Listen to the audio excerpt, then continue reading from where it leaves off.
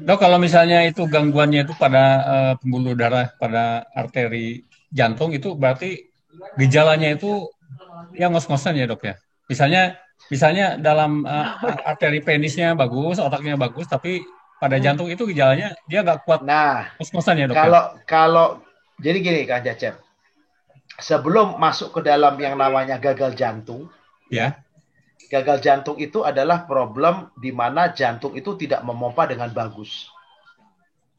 Jantung itu tidak bisa melakukan satu exercise tambahan atau satu kondisi cukup untuk suplai darah ke seluruh tubuh pada saat seseorang itu berjalan.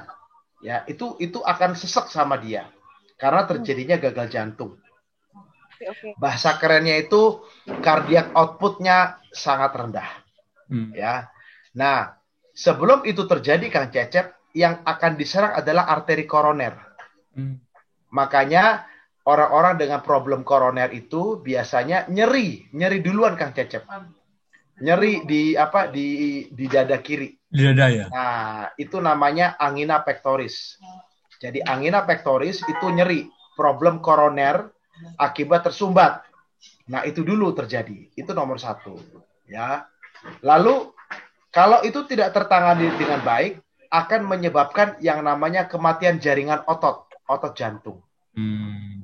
Nah, kalau kematian otot jantung luas, akan terjadi yang namanya sudden cardiac arrest. Henti jantung tiba-tiba. Selesai. Innalillahi. Langsung terjadi.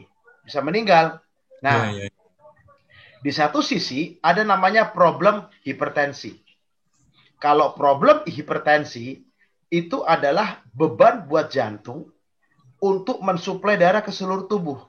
Jadi bisa dibayangkan Kang Cecep, ibarat kata selang, selang itu kita tekan, kita diameternya kita kecilkan, berarti kerja pompa untuk mengalirkan darah akan bekerja lebih keras lagi.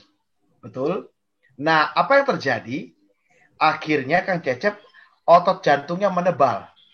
Hmm. Dan otot jantung menebal itu akan menyebabkan yang namanya pelebaran daripada jantung.